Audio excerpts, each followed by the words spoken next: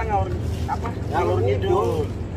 Kalau ngalur ngidul aja cerita-cerita lucu. Jadi adik soal perempuan itu suara besar saya apa suara ini kan nama channelnya Perspektif Pemuda ya kan ya. Jadi kira-kira adik Use ini kan sudah 20 tahun ya, 20 tahun lebih ya. Maksudnya saya pacaran sudah kenal cewek kan. Nah, ada tadi Use bahasa itu bilang siapa Soekarno bilang apa? Ya kalau mau cari perempuan yang setara dengan kata Soekarno ya harus. Maksudnya perempuan ini kita bicara perempuan. Sini adik. Jadi menurut adik laki-laki itu kalau perempuan kan perempuan itu ada yang bilang cerdas, ada perempuan yang bilang itu masing-masing kan banyak. Jadi banyak cewek cantik, banyak cewek cantik terus atau banyak perempuan cantik dan ada yang biasa-biasa aja dan ada yang cowoknya jelek dan gak manis lagi kayak kita ini kan. Kita ini kan jelek bos tapi manis. Nah, lalu ceweknya cantik, si perempuan ini cantik, cowoknya jelek. Ada yang ceweknya jelek, cowoknya ganteng. Nah, ada yang dong mau cuma ya sudah. Beta yang penting dia cerdas, dia kreatif. Ada yang dia dari fisiknya. Kalau tadi beta dengar ada laki-laki sebelum datang live ini, ada bilang ada 3 itu catatannya soal perempuan itu 3 hal. Dan dari tadi siapa Bung Karno bilang kan minimal kasih tahu murabal di luar sana biar don't tahu. Kira-kira begitu ada laki-laki. Yes. Oke, baik. Thank you Direktur Usaina Collection. Harus. Jadi dalam Ini namanya ngomong apa?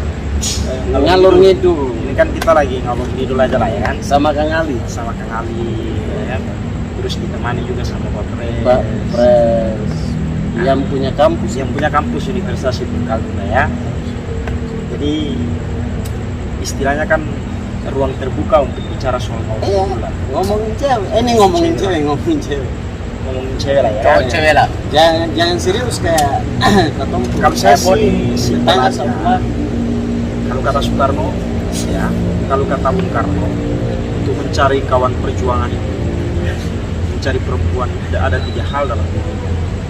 Simpel aja kalau kata Bung Karno, ya istri, ya ibu, ya istri, ya kawan seperjuangan. Artinya apa? Dalam konteks kenapa Bung Karno kemudian memberikan 3 konteks bagaimana sih kita mencari seorang sosok perempuan itu? calon istri. Ya, dalam konteks calon istri atau apapun.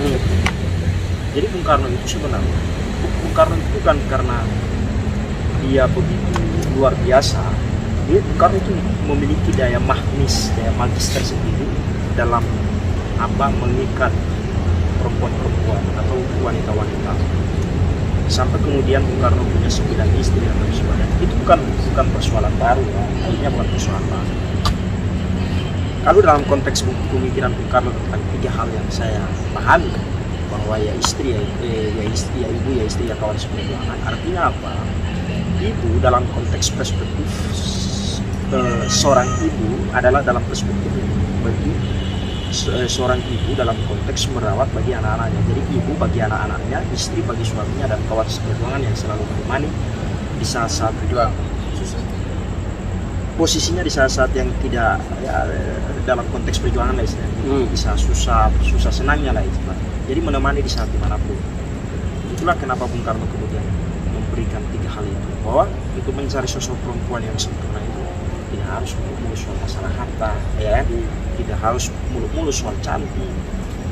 Tapi siapa perempuan yang kemudian satu hadir sebagai seorang kawan untuk sama-sama Teman diskusi. bergandengan tangan, ya. Kalau dalam konteks hadir kan kawan diskusi, ya kan? Kawan diskusi dalam konteks saat ini. Kemudian kalau dalam konteks rumah tangga, berarti dia menjadi seorang istri. Ya, istri dan ibu tadi. Dia menjadi seorang istri. Ibu itu dalam konteks ketika dia sudah melahirkan. Melahirkan. Kalau dia masih dalam konteks istri rumah tangga, berarti dia misalkan awal mula itu kan sebagai seorang istri. Maka dia punya tanggung jawab adalah menjaga dan merawat suaminya. Kemudian dalam konteks itu ketika dia sudah kemudian melahirkan keturunan anak dan sebagainya, maka tanggung jawab dia adalah bagaimana merawat generasi mudanya itu.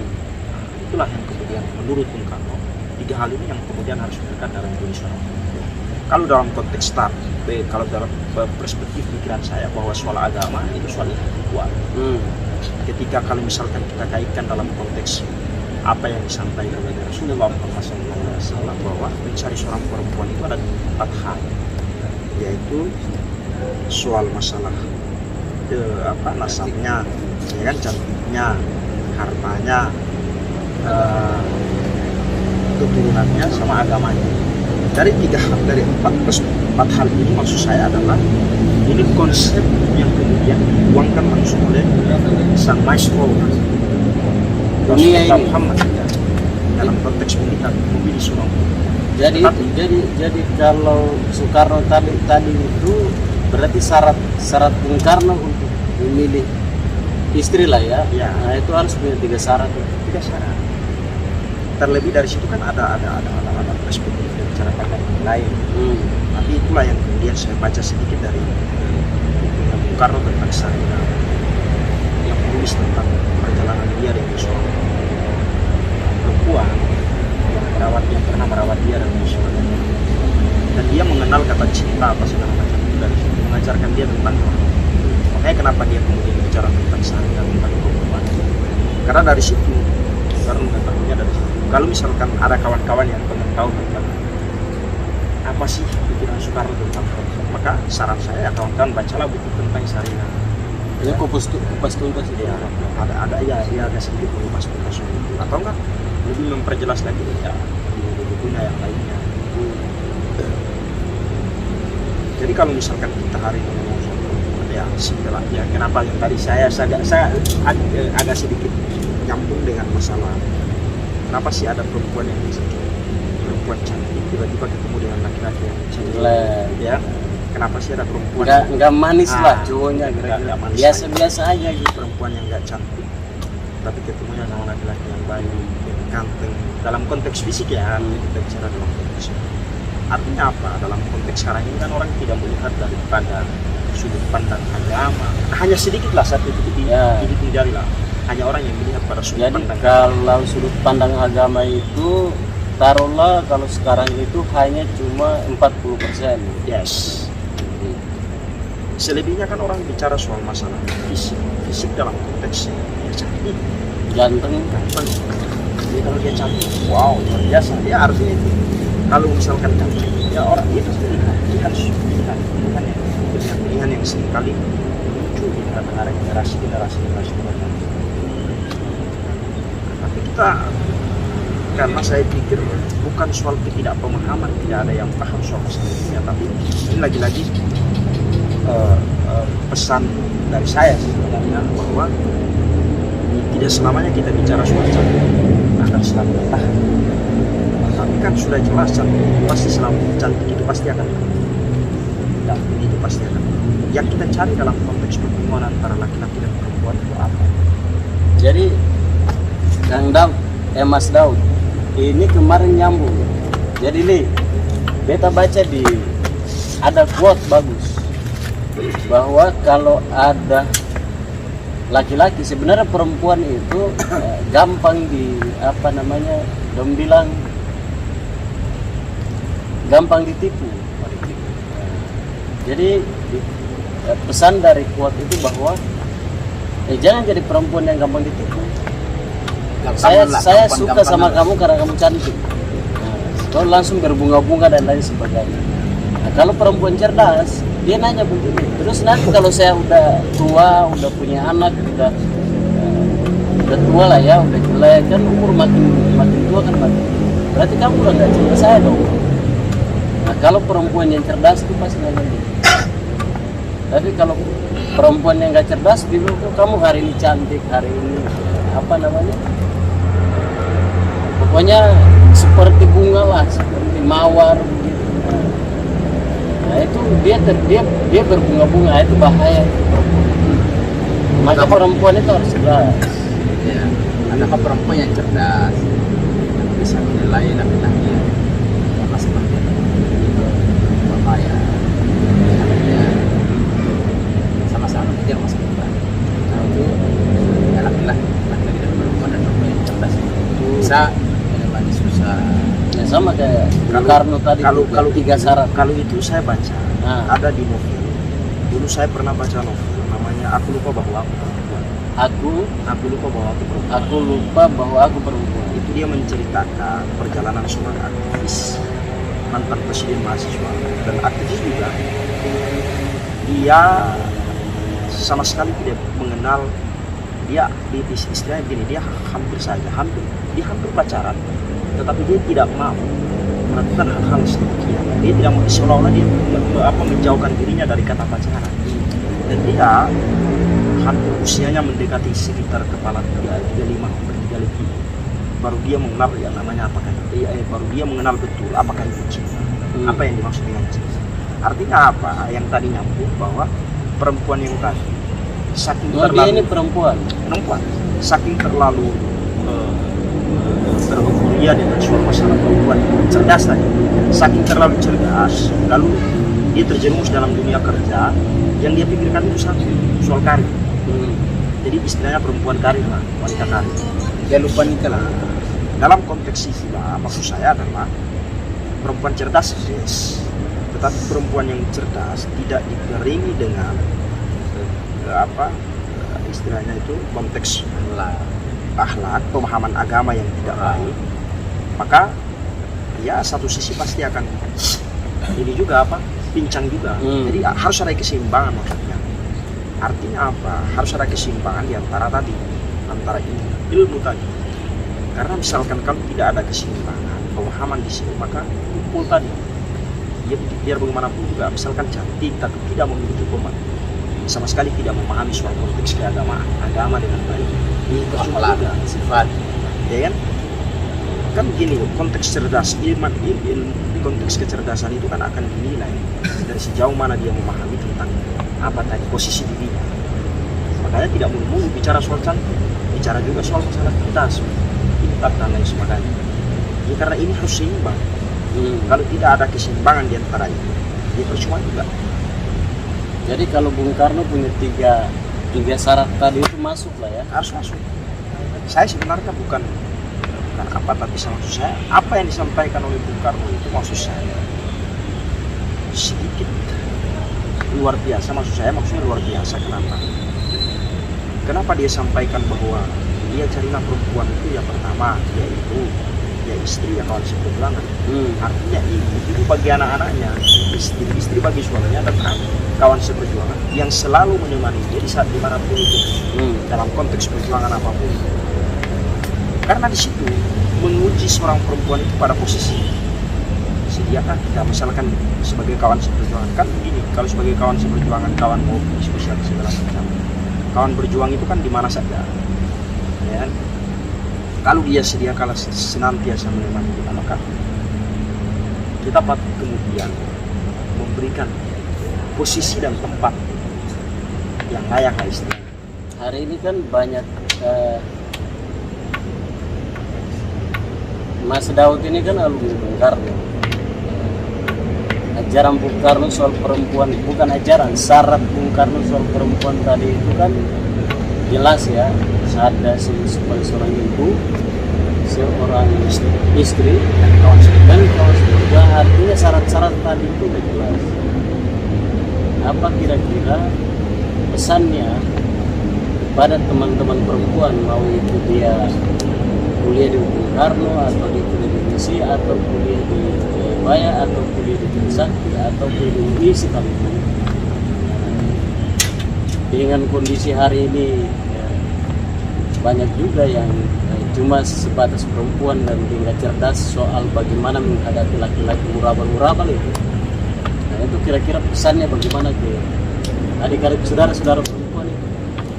Dan karena kan perempuan saat ini kan perempuan kan harus bisa menjaga. Ya ada perempuan yang cepat sekali merespon, ya kan? Yang laki-laki murabal tadi. Murabal itu. Nah, laki-laki murabal sekarang ini kan, ya manis kata lah istilahnya begitu. Banyak itu. Barang siapa? Kan begini, laki-laki sekarang ini kan modal manis kata, ya bukan soal masalah kita, bukan soal masalah uang. Ini soal bermain lidah ini. Soal siapa yang pandai memainkan apa ritme bicara itu, terus kata-katanya yang manis. Jadi kan perempuan itu tercap, tapi ada juga yang tidak terpengaruh dengan hal itu. Maksud saya adalah perempuan zaman sekarang ini kan dia dua hal, tiga tadi. Pilihannya apa? Maksudnya pilihan ini pilihan si perempuannya atau laki-laki? Nanti paksa oleh perempuan. Dia perempuan tidak boleh terjebak dengan omongan laki-laki. Tidak terjebak dengan Tidak boleh terjebak dengan omongan omongan laki-laki. Itu yang pertama. Itu yang pertama. Yang kedua, kalau tidak apa yang disampaikan oleh laki-laki, seringkali kan begini. Perempuan kan ada perempuan yang paling senang sekali kalau dipuji. Itu tumbang. Banyak itu. Nah itu kalau dipuji tumbang. Ya kan, artinya saya cerita begini bukan karena Dan suatu ada pengalaman. korban. bukan karena ada korban atau suatu pengalaman, tapi apa ya maksudnya? Ya banyak teman-teman cerita juga. Kali kita mengkonsumsi apa Media sosial. media sosial, terus banyak kawan-kawan yang kemudian punya pengalaman yang sama. Ya dari situ kita bisa tahu bahwa banyak perjalanan konteks hubungan seorang hubungan seorang teman dengan pacarnya, perjalanannya kayak begini loh. Jadi berarti perempuan itu nggak boleh begini, ya kan? Artinya perempuan itu maksud saya adalah harus bisa pandai memposisikan diri itu dalam arti dia tidak boleh tadi terjebak dengan kata-kata manis dari seorang Laki-laki. karena begini, ya kan simpel aja maksudnya. Kopi kalau diseduhkan kopi kalau udah pakai gula kan nggak mungkin manis. Yang semakin gula dia manis. Ya. Sama halnya dengan omongan laki-laki. Sama halnya dengan omongan laki-laki. Harus dicerna dengan baik dulu. Ya. Ditapis dengan baik, artinya dicerna dengan baik dulu, baru setelah itu filterisasi filter dulu dengan baik, baru setelah itu baru bisa. Jangan rokok aja berfilter kan, harus Jangan omongan langsung ketika laki-laki yang ngomong bicara dia langsung istilahnya langsung langsung ini udah benar ini, tanpa ada penyaringan yang baik, tanpa ada filterisasi dari setiap ucapan laki-laki. Maksudnya seperti itu. Jadi jadilah perempuan yang tidak terjebak dengan kata-kata, yang tidak gampang termakan dengan kata-kata, ya. Tetapi jadilah perempuan yang pandai setiap mendengarkan kata-kata dari seorang lelaki, dia filter dulu apa yang disampaikan oleh laki-laki, baru setelah itu sampai. Kenapa? Seringkali perempuan yang tersakiti itu berangkat dari termakan kata-kata seorang lelaki yang kawan. Seringkali perempuan tersakiti itu dari itu terbuai dengan hal-hal yang tidak dijanjikan. Tapi itulah.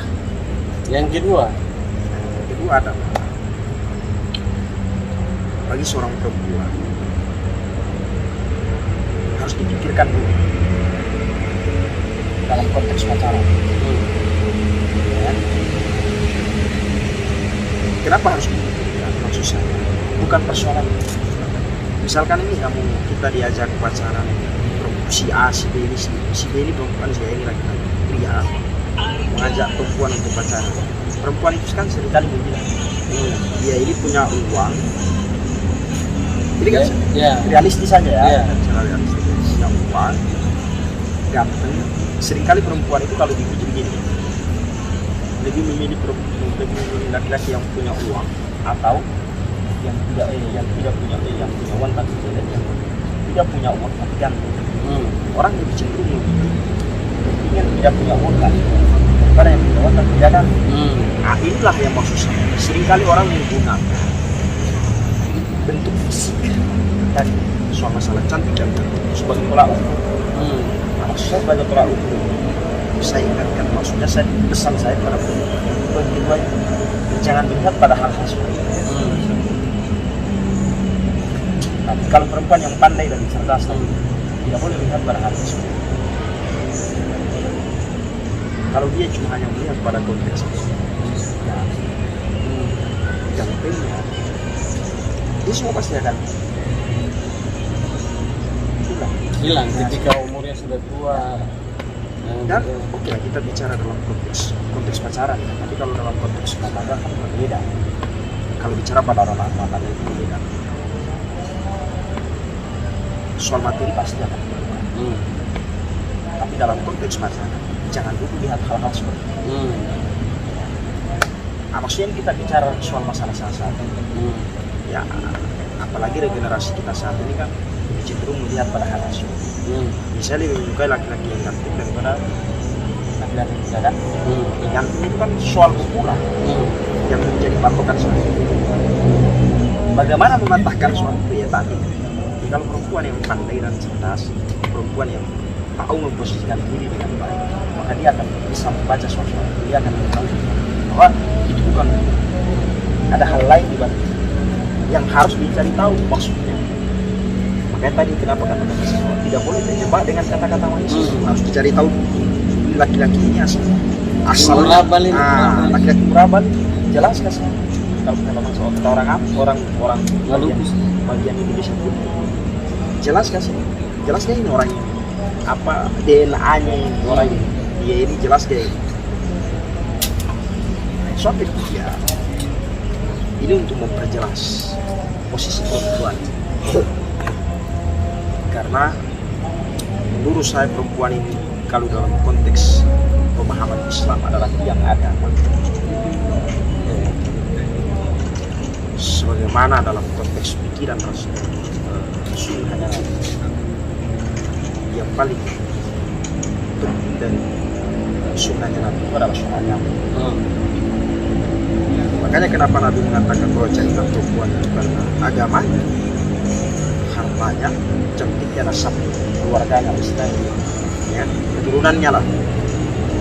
Sebenarnya di antara itu yang paling penting menurut saya adalah ini konteks agama. Karena inilah yang kemudian menfilterisasi secara keseluruhan. Berarti tadi kalau kembali ke Bung Karno berarti itu nggak masuk. Itu pikiran saudara. Masuk dalam konteks agama juga masuk. Masuk ya. Agama bicara soal peran juga, peran seorang perempuan seperti apa? Ya agama bicara soal perempuan. Artinya dari 3 syarat Bung Karno itu kan berarti minimal dia soal keibuannya itu kan udah beres lah. Baik dari sisi budaya, ya, sisi agama dan lain sebagainya. Sisi sosial dan segalanya. Artinya apa? Dalam konteks kita bicara soal perempuan hari ini kan banyak generasi kita ini sebagian besar terjebak dalam konteks banyak hal lah istilahnya. Cuman kan kita bicara hari ini kan ngalur ngidul. Kita bicara tidak terlalu serius. Dia ngalur ngidul tapi minimal kan isinya bermanfaat buat teman-teman di luar sana. Kalau saya sih untuk manfaatnya adalah bagi seorang perempuan. Ya terutama ke teman-teman perempuan, bagi sahabat-sahabatku yang perempuan, ya teman-temanku sekalian. Ya, yang harus dipikirkan saat ini apakah masa depan ataukah soal konteks berhubungan dalam konteks apakah mau memikirkan masa depan, dalam artian berarti kalau perempuan itu kan kalau bicara masa depan berarti bicara soal perempuan wanita karir kan. Seringkali kan perempuan itu bicara soal itu, tapi ada yang lebih memikirkan dengan saya menikah aja. Itu ya realistis saja kan. Menikah biar misalkan ada keturunan dan lain sebagainya. Nanti setelah soal masalah kehidupan itu soal lain. Intinya kan artinya begini, dalam konteks itu kan pasti sudah ada yang ngatur. Maksud saya, dia posisi perempuan saat ini harus memilih apakah dia mau menjadi seorang perempuan yang cenderung memikirkan soal masa depan, ataukah perempuan yang sudah tidak lagi memikirkan hal itu, tapi memilih untuk masuk pada pernikahan, menuju menikah di usia muda dan tidak lagi memikirkan hal itu. Karena bagi dia setelah selesai menikah sudah pasti dia akan mendapatkan hal-hal yang dia tidak dapatkan. Pasti dia bisa Outmas. Baik. Makanya adalah saya sebenarnya hari ini tidak terlalu ini ya, karena pikiran saya ini sebenarnya mengarah kepada hal-hal yang lebih berat. Tapi ini juga berat Bapak. Maksud karena saya begini, Pak Bupati, pemirsa sebagian pemirsa Kabupaten Serang. Saya sebenarnya untuk soal masalah perempuan ini, maksud saya tidak butuh ucapan. Perempuan itu untuk menjawab keinginan seorang perempuan, untuk menjawab keinginan perempuan itu tidak butuh kata-kata, tapi tindakan.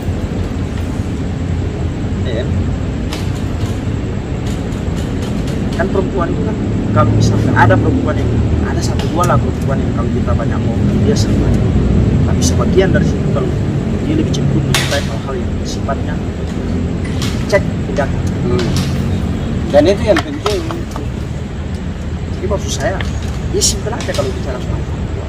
Tetapi kan kalau misalkan kita mendiskusikan tentang perempuan dalam konteks filsafat, soal gender dan peran perempuan dalam konteks politik dan sebagainya, saya itu berbeda hal lah. Tapi karena kita hari ini bicara soal apa itu perempuan, maksud saya perempuan dia dalam konteks agama sebagai tiang negara, sebagai tiang agama, perempuan sebagai tiang negara. Dua itu aja. Rusaknya suatu negara karena rusaknya suatu agama. Artinya apa? Peran perempuan itu sentral.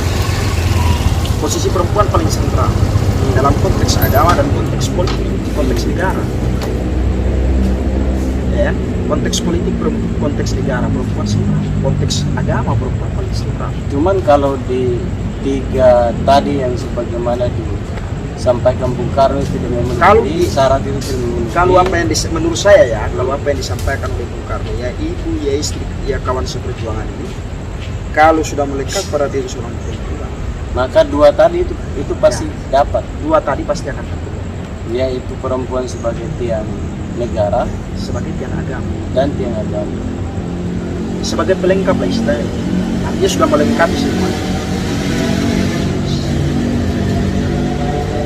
Oke. Karena hadirnya perempuan itu ya tadi, hadirnya perempuan itu dalam konteks biologi, tidak dalam konteks sekedar biologis ya, dalam konteks hadirnya perempuan itu bukan bicara soal masalah seks saja, tetapi hadirnya perempuan itu sebagai pelengkap pelipur lara bagi kesepian seorang lelaki. Sepinya seorang lelaki itu, kenapa Nabi Adam itu sepi lalu kemudian munculnya Hawa? Tapi dia itu sebagai pelengkap pelipur lara sepinya seorang Nabi Adam. Dan hari ini perempuan sebagai pelengkap bagi kita. Dan dituntut untuk lengkap itu bukan saya cuma hanya melengkapi, tapi kan syarat-syarat tadi harus dipenuhi. Syarat-syaratnya harus apa? Syarat-syarat harus dipenuhi. Oke, terima kasih Bung Daud. Itulah ngalur ngidul. Mudah-mudahan ngalur ngidulnya malam ini bisa memberi manfaat dan pesan kepada saudara-saudara perempuan dalam menghadapi laki-laki murabal luar sana. Intinya jangan terjebak dengan kata-kata manisnya itu. Karena seringkali banyak laki-laki yang manis kata-kata terjebak perempuan yang tidak memahami kata-kata itu. Ya, ini bukan pengalaman ya. Bukan pengalaman saya. Kalau pengalaman kan gak mungkin saya bicarakan di depan sini. Begitu ya. Iki, kira-kira begitu. Oke, terima kasih.